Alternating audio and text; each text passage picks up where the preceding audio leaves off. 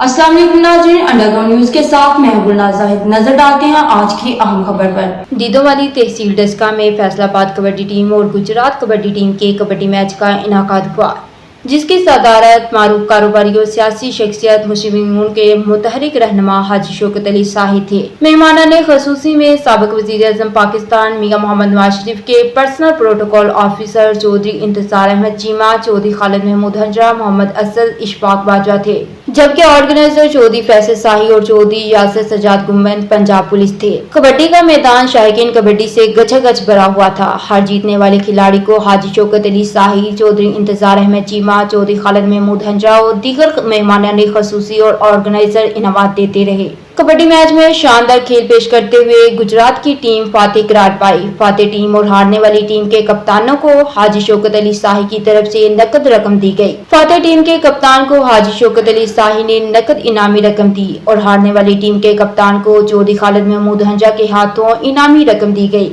शायकीन कबड्डी ने हर कबड्डी पर जीतने वाले खिलाड़ी को खूब दाद देकर उनकी हौसला अफजाई की। सियासी और कारोबारी शख्सियत कबड्डी मैच के मेहमान खसूसी हाजी शौकत अली शाही ने बात करते हुए कहा कि खेल की सरगर्मियां नौजवानों को सेहतमंद तफरीह मुहैया करती है। इस तरह के खेलों में नौजवानों की दिलचस्पी को बढ़ाने के लिए मैच करवाकर उन नौजवानों की हौसला अफजाई करना निहायत जरूरी है। तालीम के साथ साथ खेल भी महजब माशरे का बुनियादी स्तून है। मज़ीद अपडेट्स के लिए देखते रहिए अंडरग्राउंड न्यूज।